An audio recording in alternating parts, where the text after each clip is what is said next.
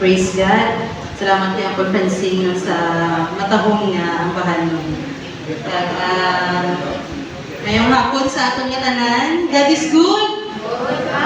All the time. So, dinadala ko lang sa pero ang kulba ko doon hindi ano. Diri na kita subong sa ikatatlo nga saying ni Jesus dito sa cross sa Calvario. Diri kita sa John chapter 19 verse 26. Sa makita ni Jesus ang iya Eloy kag ang iya hinigugma kag tutunan nga nagatindog didto, nagsiling siya sa iya Eloy. Yari ang imo anak. Mag-aambok kita. Most gracious and loving Father, we thank you, God. Sa hapon ngayon, O God, nangyari kami nagatipon sa silingan mo mga God, sa pagtulong sa inyong sakripisyo para sa amon, God, para manuwas kami. Salamat sa tiyon ngayon, O God, sa amon ginatindugan subong sa mga ginapungkuan namon, Lord. Salamat kayo mo kami kipili, O God, na makabati sa mga pulong na ini, na nag-remind always sa amon kung anong kadapo ang inyong magugma sa amon. Kaginita ng Lord, tugyan din naman sa imo kay walang ikani kasarang mo na ikaw. In Jesus' name I pray.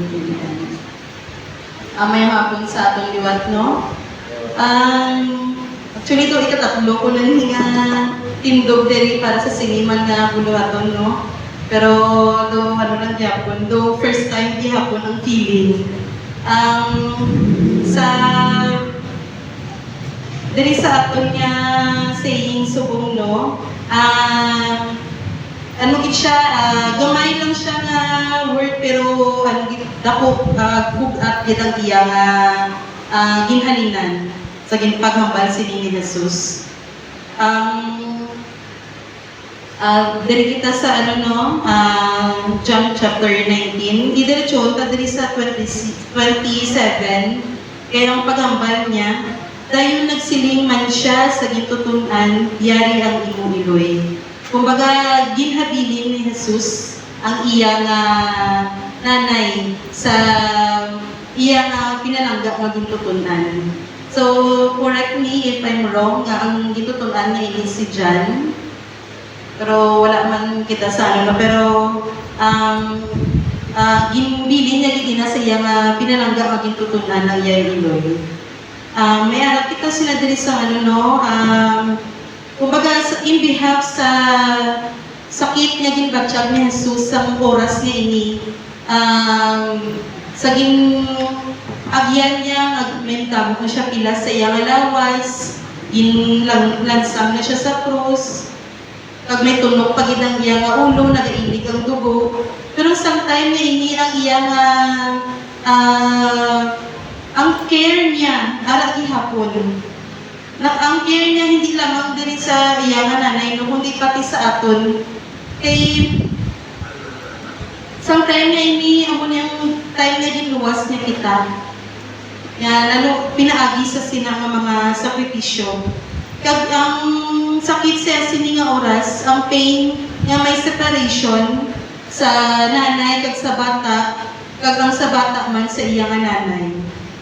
Kag, di ba, kabalo mo kita no, nga si Jesus, 100% human, 100% man man siya. So, sa siningat time ng mga kita ginatong kung ang human nature ni Jesus din, no, nga, ang iyang kabalaka sa iyang tawhan mo nga Eloy, no, nga si Maria. Miharap kita sa mga key points sa sining, ginhambal niya. Jesus care for his mother.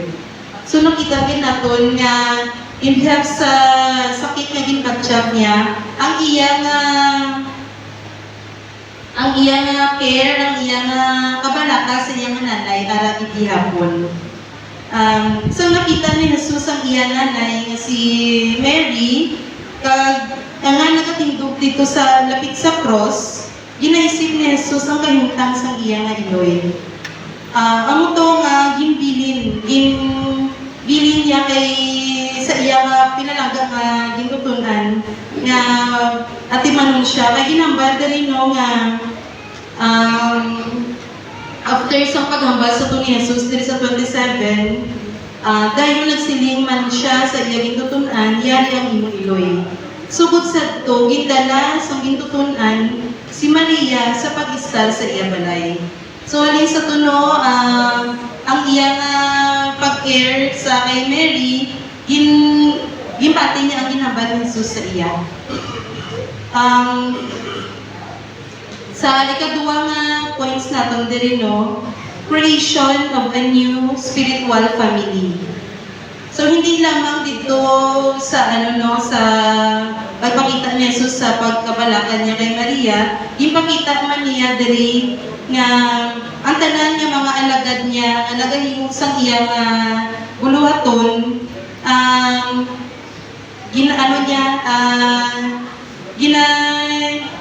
ginaisa niya, bisan hindi niya kadugo, pero naging isa bilang family. Di ba kung kita no, mga Kristiyano, di ba ang tawag sa aton mga utod kay Jesus. Di ba? So, amoy ni no, dili naman sa ikatatlo, a moment of compassion in suffering. Dili nakita no, even sa feeling or sa sakit nga gitbatsyag ni Jesus sa sininga oras, ang makita nato ng iyang ihapon nga kabalaka, ang iyang care. So it reminds us no nga bisan sa time nga kita arat sa tuwa-tuwa sa problema, arat sa ginadala kita nga kabugaton, pero hindi dapat madulak sa aton ang kabalaka. Hindi madulak sa aton ang aton nga care sa aton isip ka tao. Lalo na diri no sa iyang iloy tinambal diri nga ang iya nga ginamili niya gid ang iya iloy. Nakabalo siya kung wala na siya sa diri sa kalibutan, hindi niya kung sino ang mag-care sa iyang nanay.